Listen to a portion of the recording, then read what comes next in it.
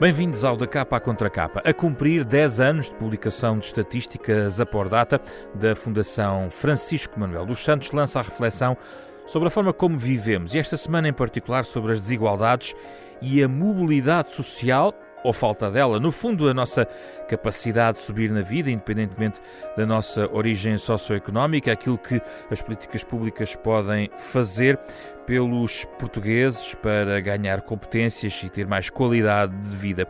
O que é que aconteceu nas últimas décadas? O que pode ser feito, sobretudo, para melhorar a mobilidade social em Portugal? É o tema que nos traz esta semana ao programa. Os nossos convidados são Amílcar Moreira, investigador do Instituto de Ciências Sociais, e Maria Lourdes Rodrigues, reitora do ISCTE e antiga Ministra da Educação, para refletir um pouco durante os próximos 30 minutos sobre a mobilidade social em Portugal.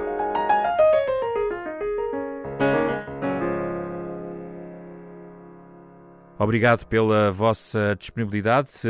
Amílcar Moreira está comigo em estúdio, Maria Lourdes Rodrigues, de forma remota neste programa, para debatermos a mobilidade social. Professora Maria Lourdes Rodrigues, qual é o seu diagnóstico do momento? Porque a verdade é que não temos hoje em dia o mesmo quadro que tínhamos nos anos 70 ou nos anos 80 em Portugal.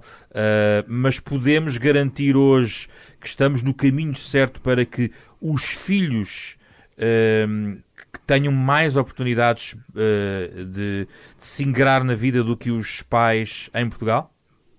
Sobre essa questão que me coloca, bom, em primeiro lugar, saúdo todos os presentes, o professor Amílcar, também o cumprimento, o professor Amílcar Moreira, e agradeço o convite para estar neste programa.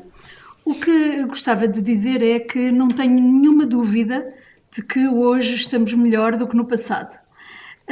Se não no aspecto específico da mobilidade social, já lá vamos, ao subir na vida e o que isso significa, nós estamos melhor nas condições de vida das populações no geral.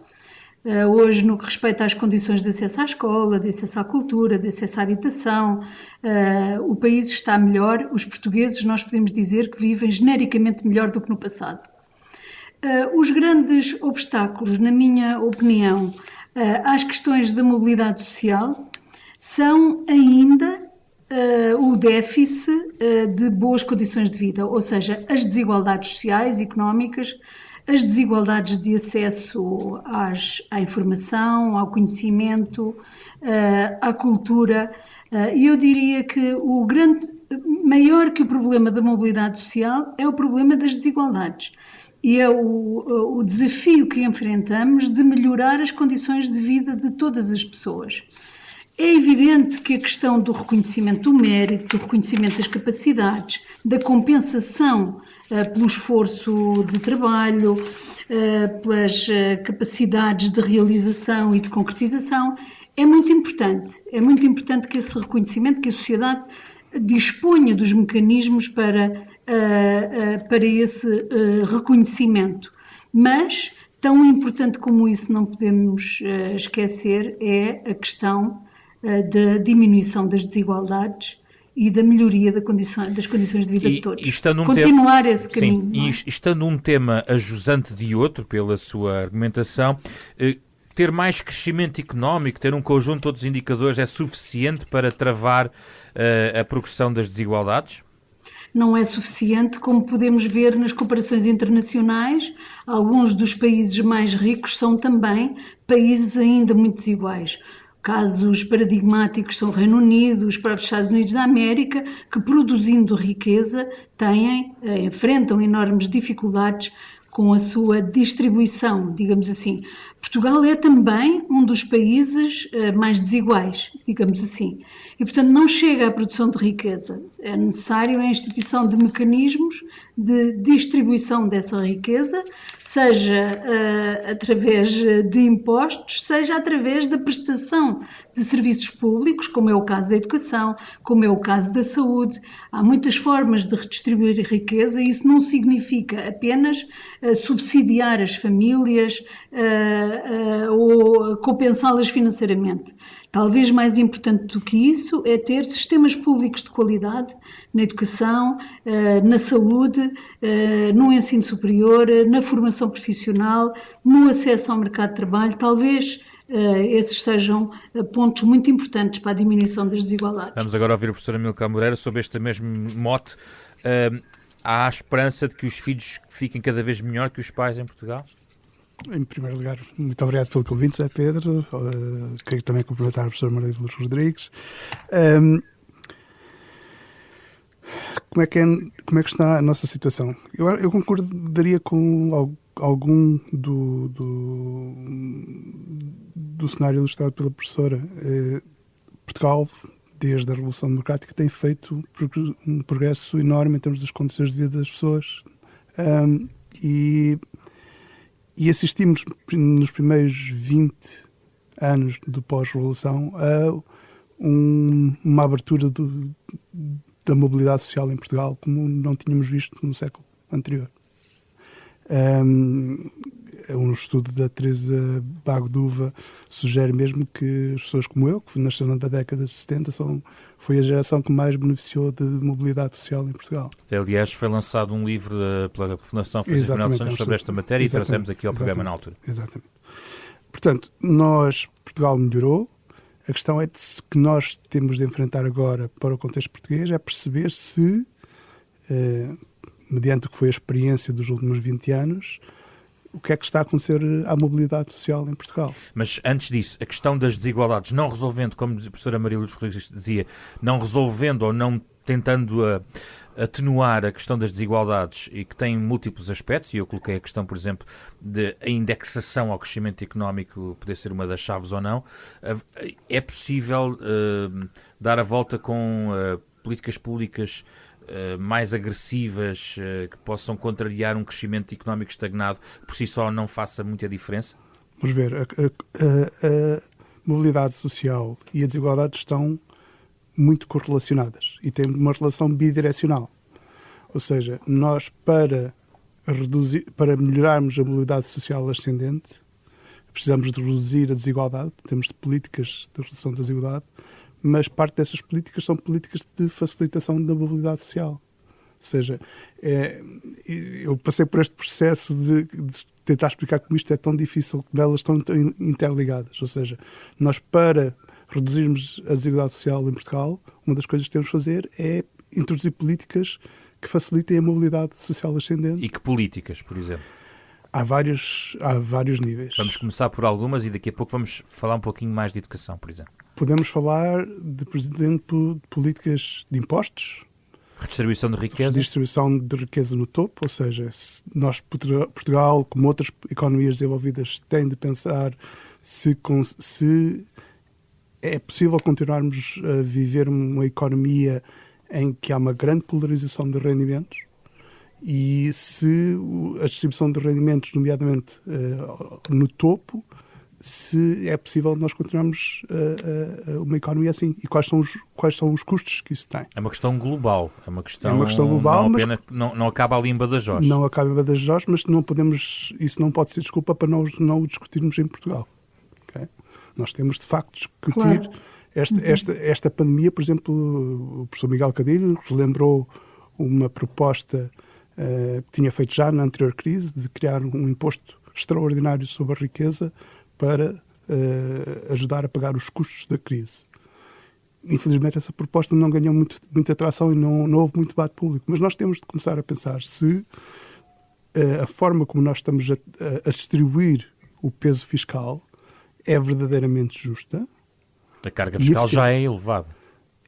É elevada. A carga fiscal em Portugal é elevada, mas não estamos assim tão longe do que é a média da OCDE. Okay? Isso é um mito que costumamos ouvir.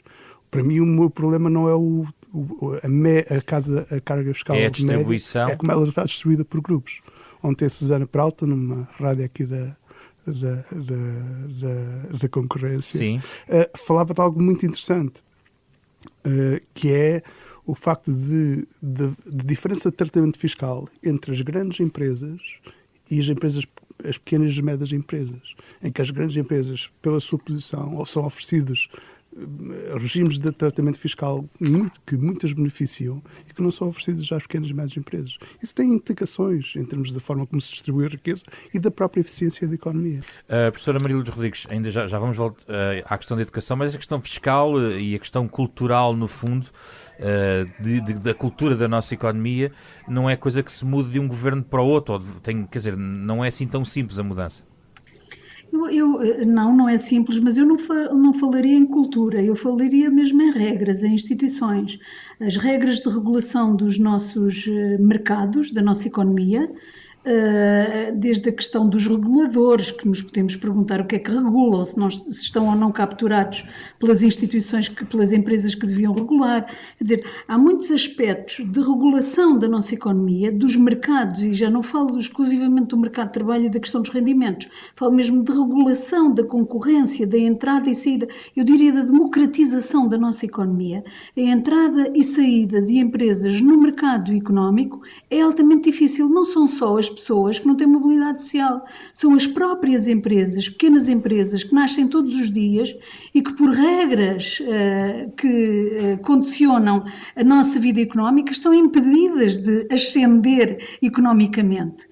São não só esmagadas, como lembrou bem a diferença entre as pequenas e as grandes empresas, aquelas que têm recursos para fazer planeamento fiscal e as que não têm recursos para fazer planeamento fiscal, que estão à mercê, muitas vezes, da autoridade tributária, isso são fatores, mas são regras, não é um problema de cultura, é mesmo um problema de regras que impede não apenas a mobilidade social das pessoas, mas também a mobilidade, o crescimento e o desenvolvimento do nosso tecido económico. E damos, em regra, pouca atenção a isso. E o nosso mercado económico é um mercado também ele pouco democrático, muito desigual e pouco democrático no sentido do acesso e das condições de progressão dentro desse mercado. É verdade que há um certo fascínio pelas grandes empresas, a quem tudo é permitido e a quem muitas vezes se atribuem subsídios, facilidades de contratação, descontos nos impostos de diferente tipo, e as pequenas empresas não só não têm condições para fazer esse planeamento fiscal, como não são objeto do apoio que necessitariam para poder crescer.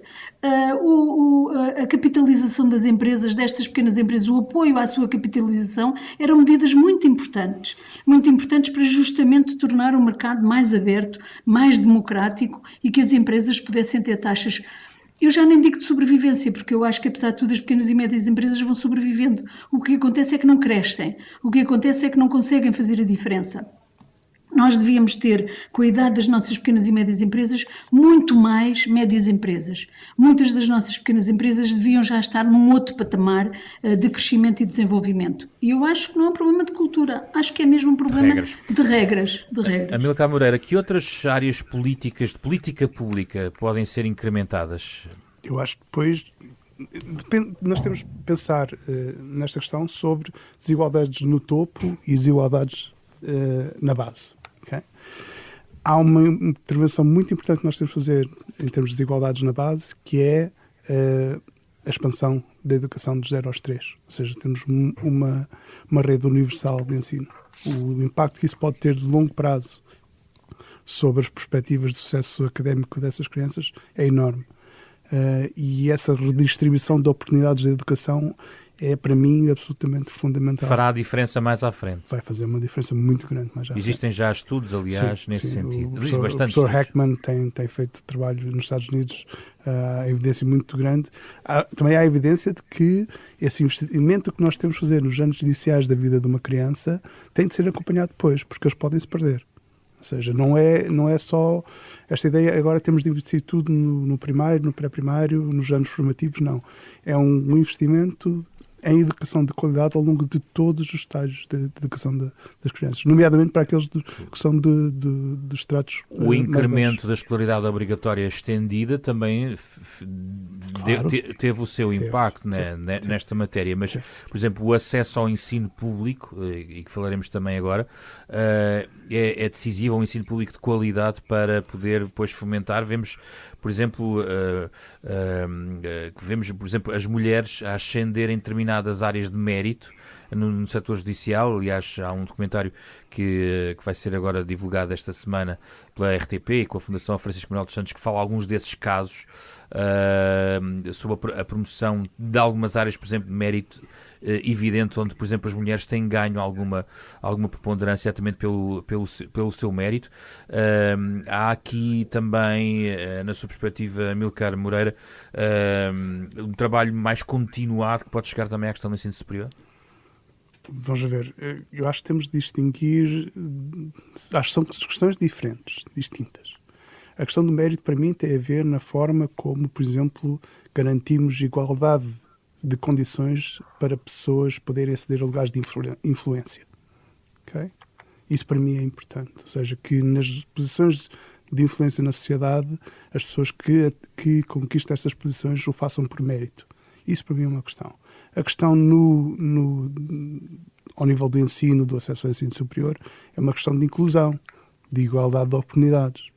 Ou seja, é que nós temos de garantir a todos os jovens a maior igualdade de oportunidades de poder ir o mais longe possível na sua educação e ter uma educação de qualidade.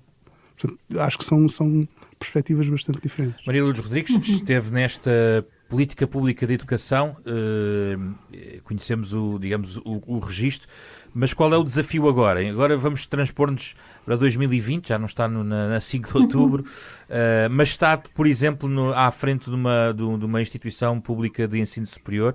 O que é que nos quer trazer sobre esta matéria das armas que a educação nos pode trazer para este debate?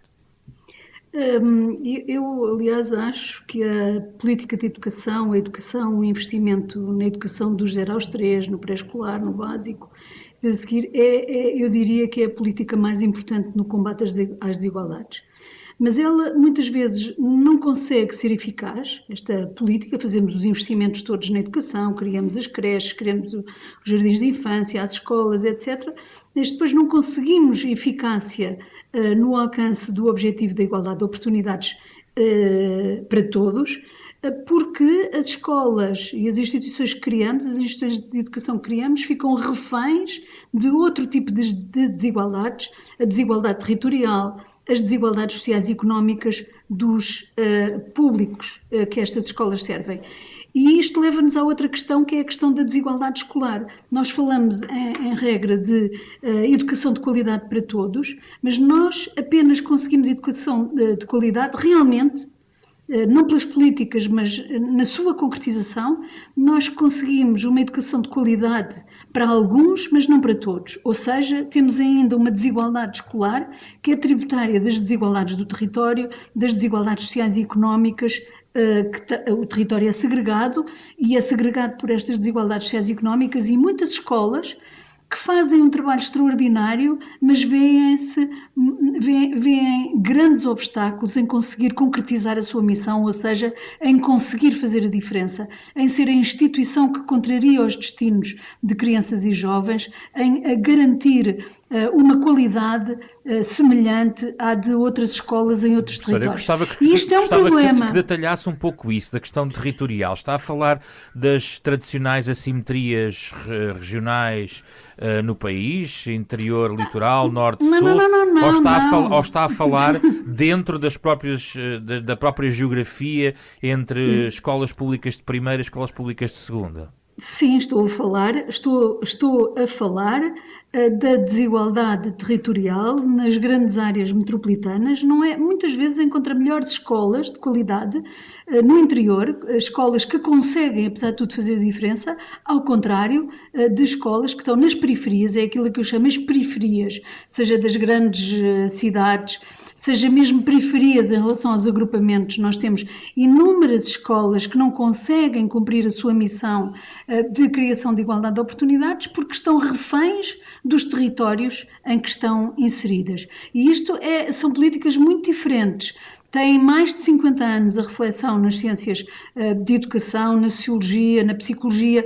Tem muitos anos a reflexão sobre como é que a escola pode fazer a diferença. Como é que a escola pode, apesar de tudo, manter padrões de qualidade e contrariar as grandes forças sociais e económicas. E como é que podem deixar de ser reféns? Como é que podem deixar de ser reféns, professora? Em alguns casos, sabe, eu acho que, sobretudo quando se associa a política de educação à política de território, por exemplo, esta questão das moradas dos familiares, e quando se diz os meninos deste bairro só podem ir àquela escola, nós estamos a contribuir, mesmo sem querer, mesmo que não seja essa a intenção, para aprofundar a desigualdade escolar, porque isso significa que há meninos em bairros que são guetos que nunca vão poder sair do gueto, e também significa que há meninos em bairros melhores que vão ter sempre muito melhores oportunidades do que os meninos dos outros bairros.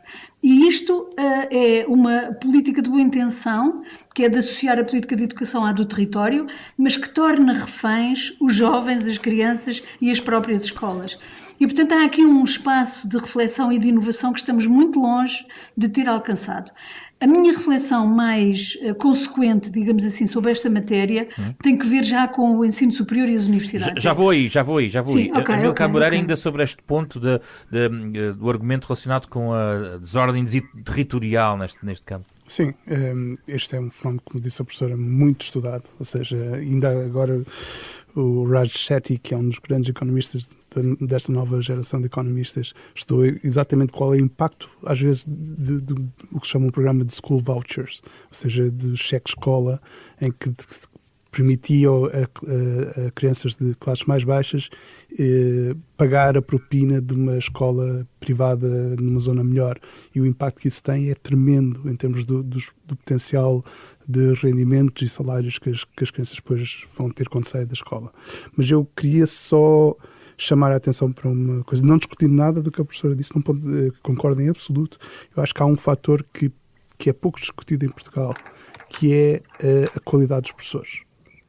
Ou seja, a evidência sugere que a qualidade dos professores a exposição a um bom professor... A importância de um bom professor.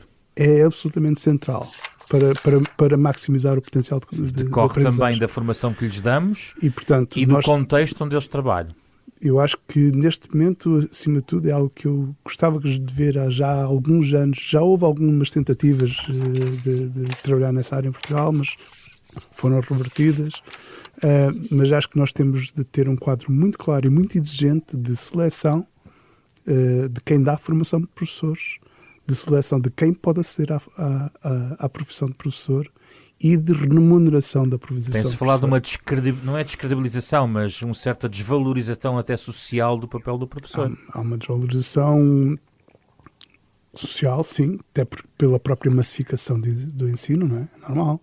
Vamos ter muito mais pessoas a aceder à profissão de professor.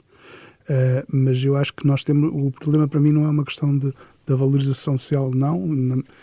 É importante na medida que isso pode traduzir ou não na remuneração, mas para mim a questão que eu acho que é crucial, que nós vemos em termos da política de educação, é a qualidade da formação de professores em Portugal e os processos de seleção. Maria Lourdes Rodrigues, antes do ensino superior público, esta questão dos professores é uma questão premente? É muito importante. Não são só os professores. O que os vários estudos mostram é que na vida das crianças, no sucesso escolar, no sucesso profissional, no sucesso de vida, digamos assim, é muito importante a presença de adultos. Os adultos certos na vida da criança. E os professores fazem parte destes adultos. Muitas vezes, na ausência de pai ou mãe, a referência... A existência de um adulto de referência na vida dos jovens pode fazer toda a diferença.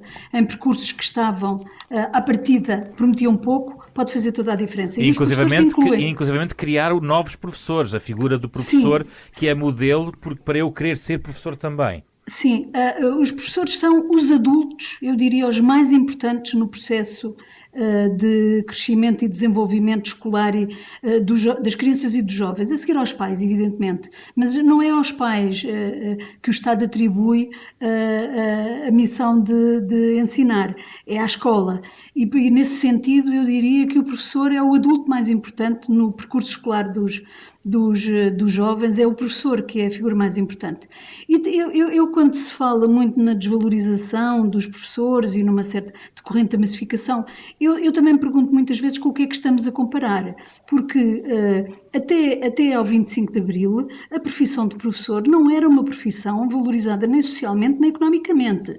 Vamos lá ver, a valorização principal dos professores faz-se a seguir ao 25 de Abril, acompanhada da democratização das escolas.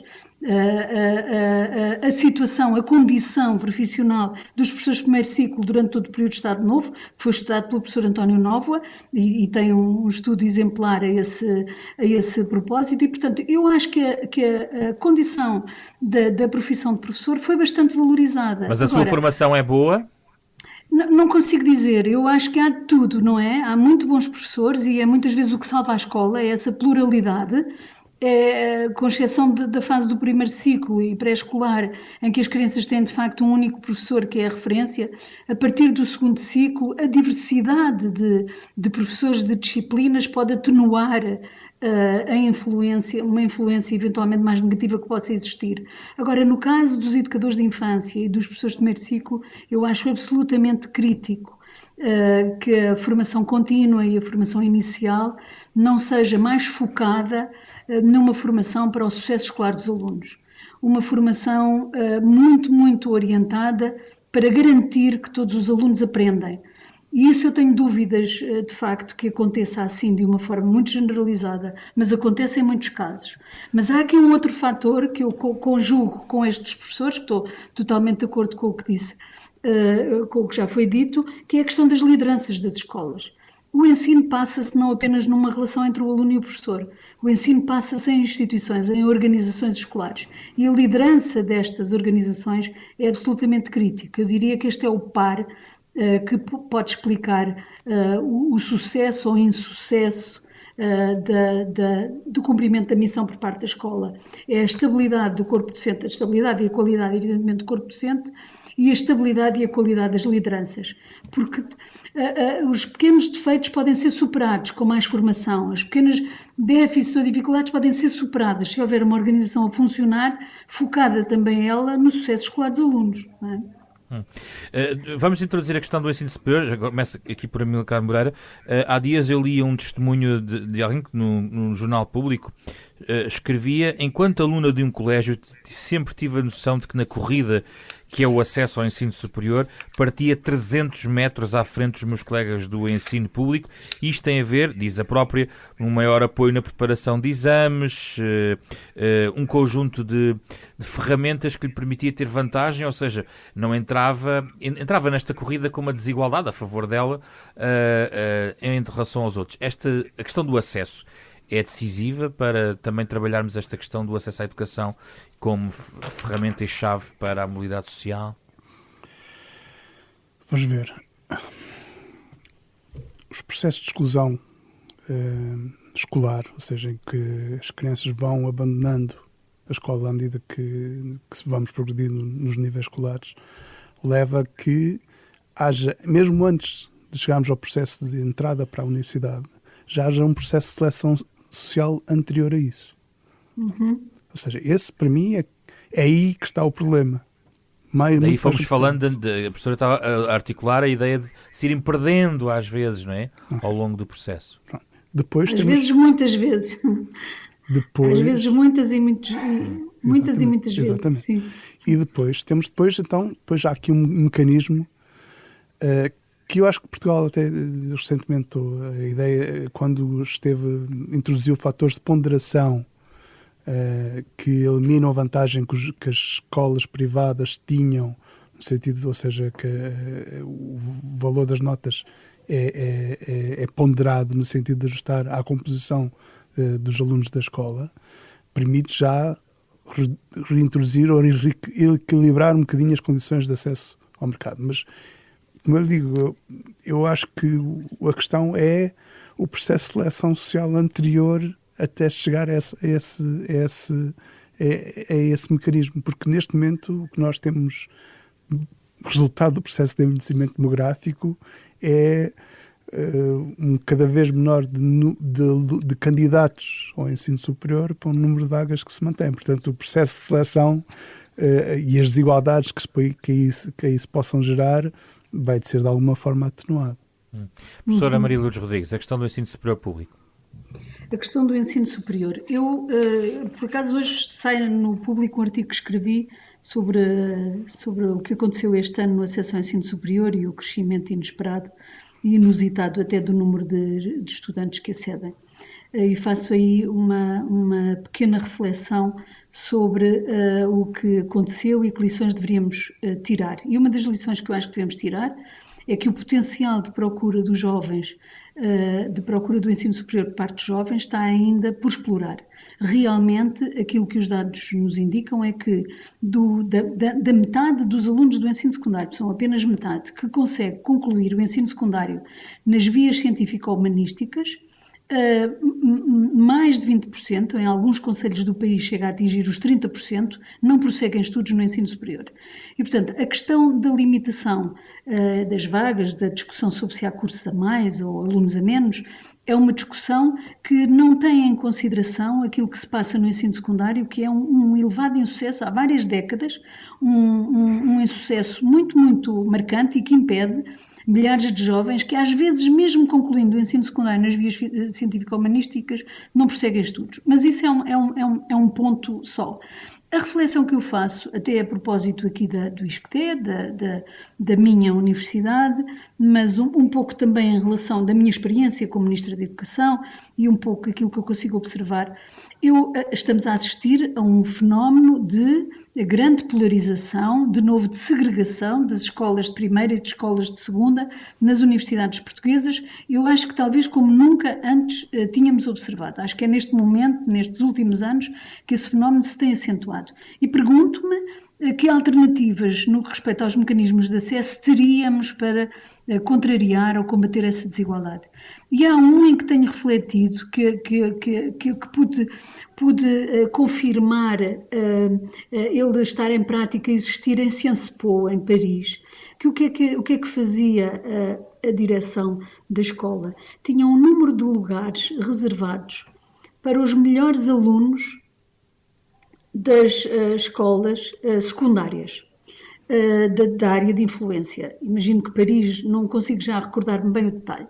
Isso levou-me a refletir e eu acho que Portugal precisava de um mecanismo semelhante. Quer dizer assim, os melhores alunos de todas as escolas, isto significa que entre estes melhores alunos podemos ter alguns que terminaram apenas com 15 valores, mas foram os melhores alunos no contexto em que estudaram, a par de outros que têm 20 valores, também decorrentes um pouco do contexto em que estudaram.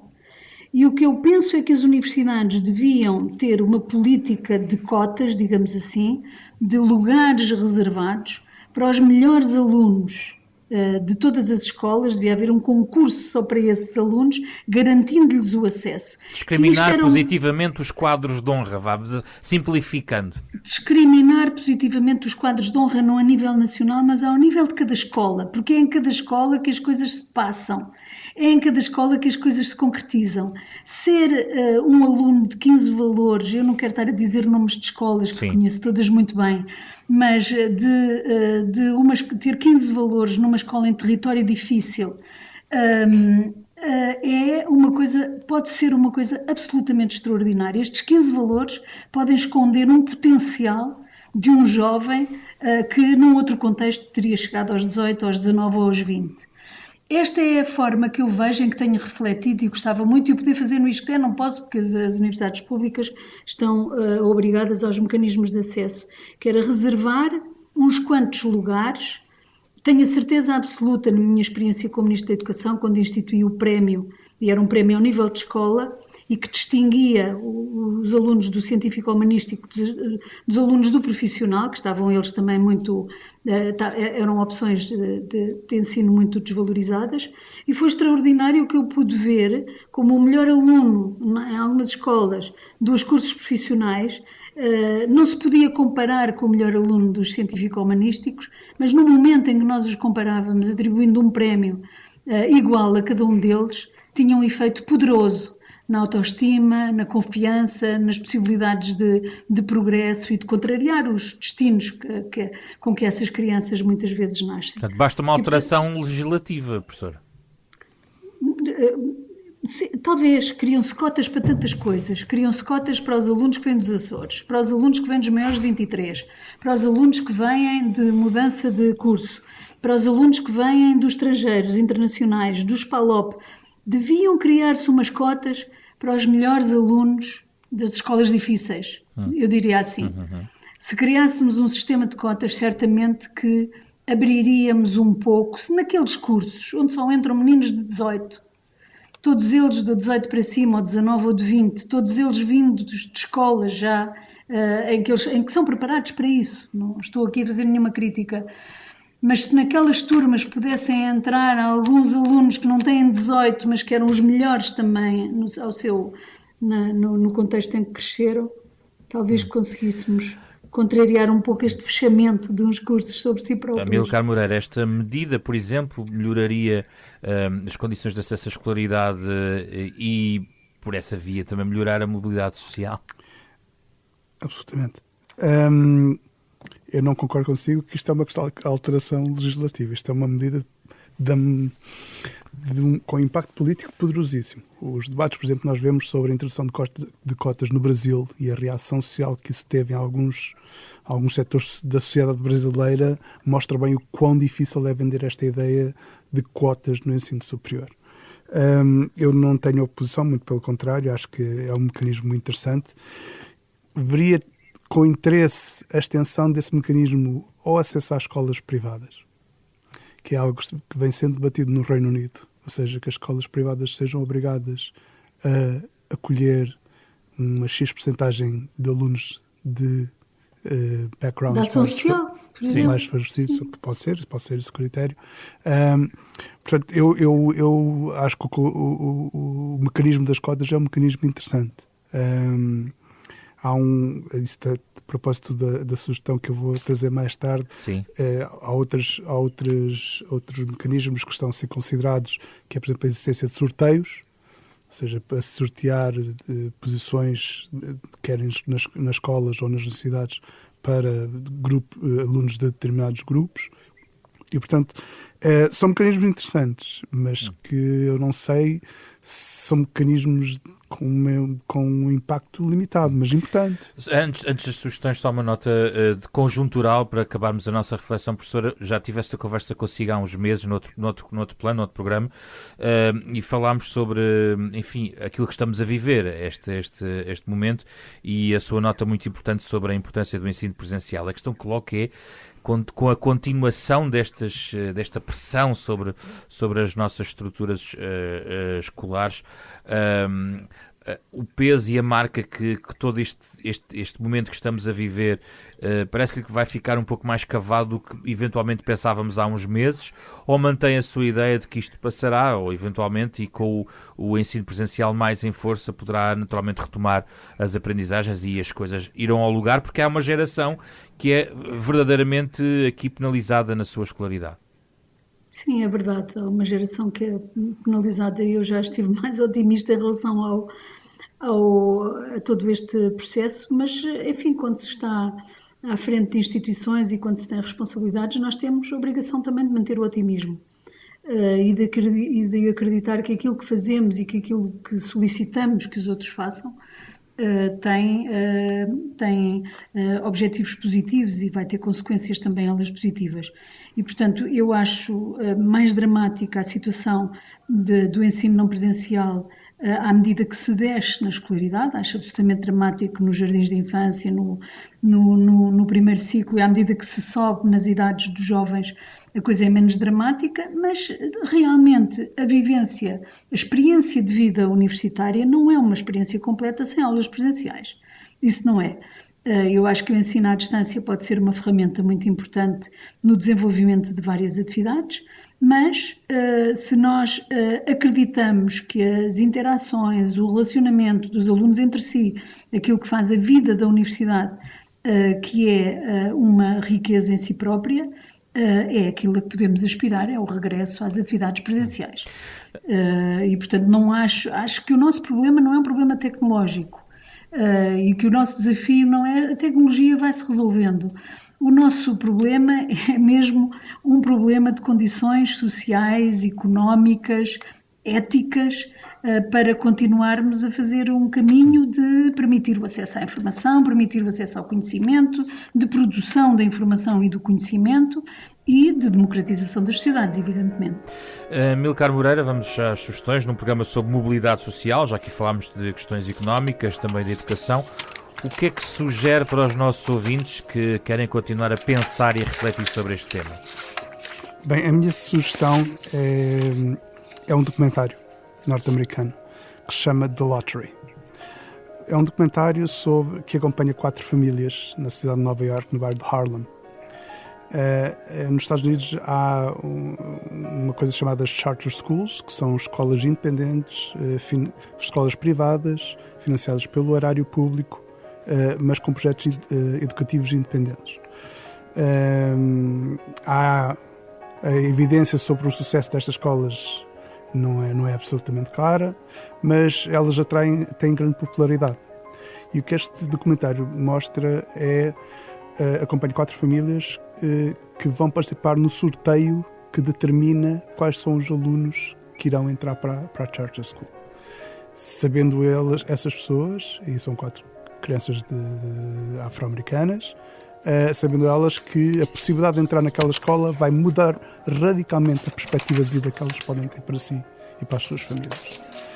E eu acho que o documentário até é bastante favorável à ideia de Charter Schools, eu não sou tanto,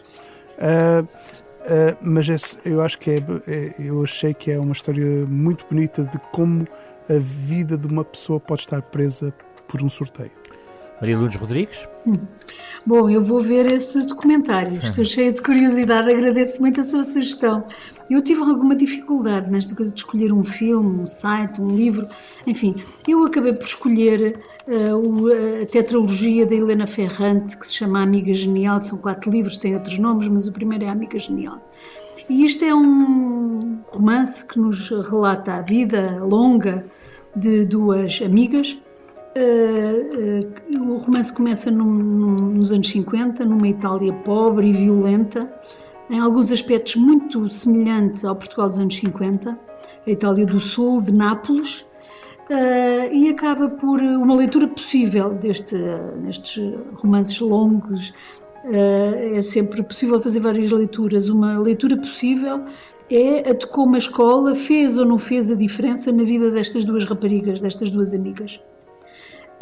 Nós temos evidentemente muitos livros, muitos trabalhos de investigação, muitos autores que levam uma vida inteira de trabalho sobre o estudo das desigualdades sociais, das desigualdades escolares, que em muitos casos apontam sobretudo para os fatores, apontam a escola como um espaço de reprodução social, identificando os fatores que impedem a escola de cumprir a sua missão plena de alargamento da igualdade de oportunidades para todos, mas nestes mesmos estudos nós podemos identificar também os fatores que permitem à escola fazer a diferença.